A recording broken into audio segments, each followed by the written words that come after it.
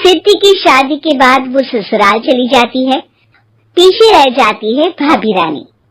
सिद्धि के ससुराल जाते ही भाभी कहती है, अरे वाह जी वाह, सारे कपड़े मेरे। हाय रे पैंट, अरे वाह वाह, मजा आ जाएगा।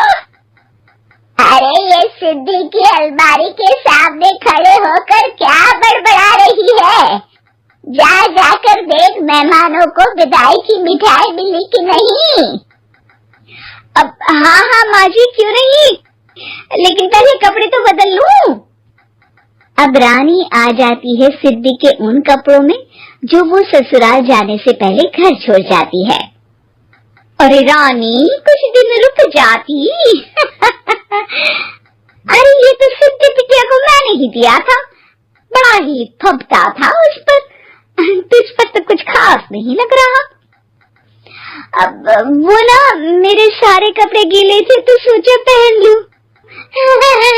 वैसे भी सिद्धि को कौन सा दिन पुराने आउटडेटेड कपड़ों को पहनना है।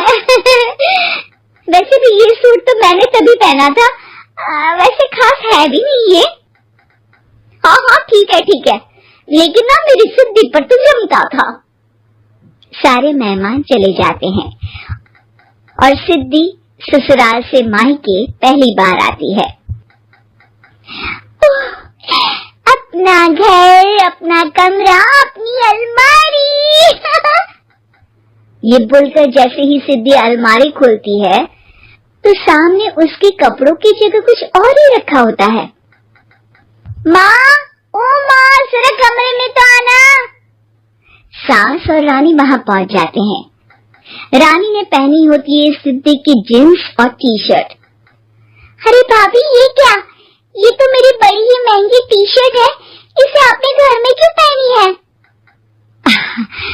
अरे बहुत मिलती है दीदी ये चौक की मार्केट में, 150 में। ओ भाभी प्लीज, ये एरोपोस्टल है, 2000 की एक टी शर्ट। ओहो, 2000 में तो दीदी 4 साड़ी आ जाए। अब क्या बोलूं भाभी, ये मेरी अलमारी में छोटू के कपड़े, तो मेरे कपड़े कहाँ है? मेरी अलमारी में? अब दीदी आपको कौन से पुराने कपड़े पहनने थे? माना भाभी, लेकिन मैं जब घर आती तो यही सब पहनती ना। अरे तुम तो बड़ी कंजूस हो दीदी। खैर वक्त आता है जब सिद्धि ससुराल के लिए रवाना हो रही होती है। अरे रानी, अंदर से सिद्धि का गिफ्ट ले आ, लड़की पहली बार ससुराल से मायके आई है। रानी अंदर जाती है और एक सिंपल सी साड़ी लेकर बाहर आ जाती है। ये लीजिए माँ जी। सास बेटी को गिफ्ट देकर ससुराल भेजती है। अगले दिन रानी एक सुंदर सी साड़ी पहनकर सामने आती है। अरे रानी, ये तो वो साड़ी है जो मैंने सिद्धि को देने के लिए दी थी जब वो ससुराल ले जाती, लेकिन ये तूने कैसे पहन ली? अरे माँ जी, ये साड़ी तो मुझे बहुत पहले से ही पसंद थी, लेकिन चिंता ना करिए, मैंने सिद्धि के लिए भी अच्छी सी साड़ी दी है। हाँ। तभी सिद्धि का फोन आता है। क्या माँ, कुछ अच्छा तो दिया होता ससुराल ले जाने के लिए, अरे पहले दिखा दिया होता। ये चमकते हुए पैकेट में नौकरानी वाली साड़ी मत दिया करो माँ। अरे बेटे, वो तेरी भाभी ने ना गलती से उससे पैकेट बदल गया। हाँ, मैं कल ही तेरे भाई के हाथ से तेरा वाला पैकेट भेज दूंगी। अरे रहने दो माँ, आई एम श्योर भाभी ने अभी वही साड़ी पहनी होगी जो तुमने मेरे लिए रखी थी, तुम तो समझ नहीं पाई उनको। खैर छोड़ो, मैं ज्यादा बोलती अच्छी नहीं लगती, रहने दो, आपको उन्हीं के साथ रहना है, फिर बात करेंगे। सास को रानी पर गुस्सा आ जाता है। वो उसके कमरे में जाती है जहाँ वो शादी का एल्बम देख रही होती है।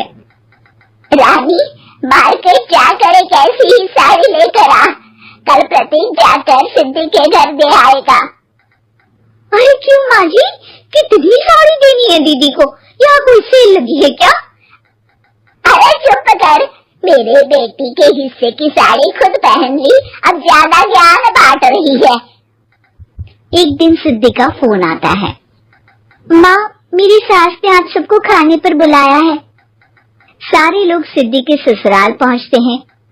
खाना खाकर वो लोग निकल रहे होते हैं कि सिद्धि की सास सभी को गिफ्ट देती है। अरे बहन जी, बेटी के घर का खाना खा लिया, यही बहुत है जो आप ऊपर से गिफ्ट भी दे रही है। अरे बहन जी, आप भी कहाँ इन बातों पर विश्वास कर रही हैं।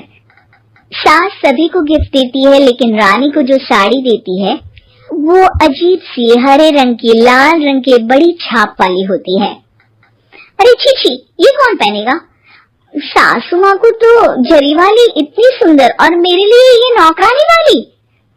अरे भाभी, दरअसल मैं जब भी घर आती थी आप वापसी में ऐसी ही साड़ी देती थी ना, तो माँ ने सोचा कि आपको आपकी पसंद की ही साड़ी क्यों ना दी जाए। बेचारी रानी, बोलती भी तो क्या। सिद्धि और सास रानी का चेहरा देखकर हंसने लगती है, तो रानी समझ जाती है कि अपने ही बिछाए जाल में वो फंस चुकी है।